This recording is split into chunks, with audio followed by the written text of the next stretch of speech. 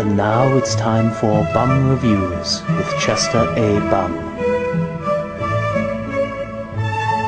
Tonight's review, Disney's Alice in Wonderland. Oh my god, this is the greatest movie I've ever seen in my life!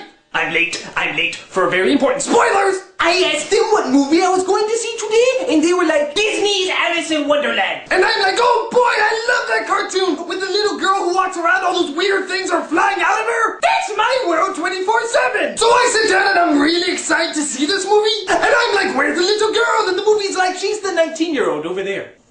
That's not very little. And then I'm like, where's Wonderland? And they're like, oh, it's not Wonderland anymore, it's Underland. Sounds like a Fruit of the Loom product. And I'm like, where's all the crazy characters and that innocent storyline? And the movie says they're part of an underground resistance because everything is taken over and there's a lot of action scenes.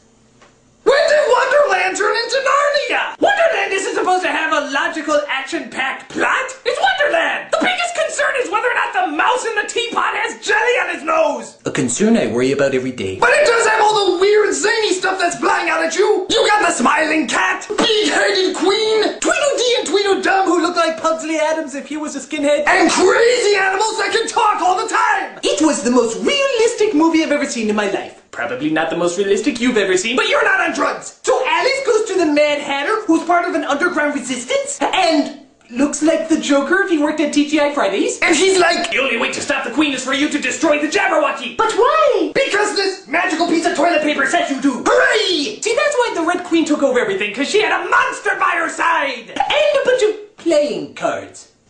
Really? That's it? I mean, the other side has a cat that can disappear, fly, and shapeshift. Couldn't he just sneak up behind the Queen and be like, end of story? And what about those cakes that turn you into giants? Couldn't they just gather all the citizens around and be like, we're taking down the Queen, just eat some of these. Look out, giant!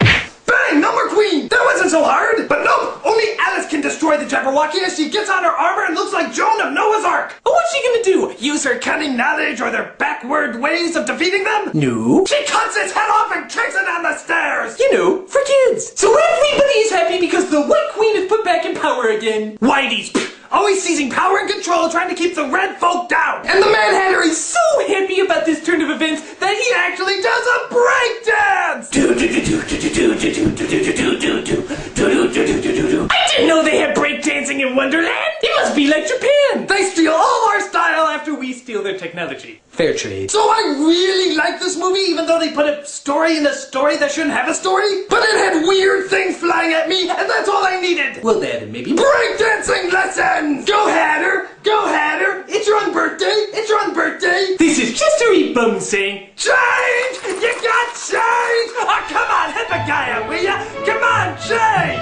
Hey, wasn't there a video game based on this idea? It was done by a guy named American McCheese.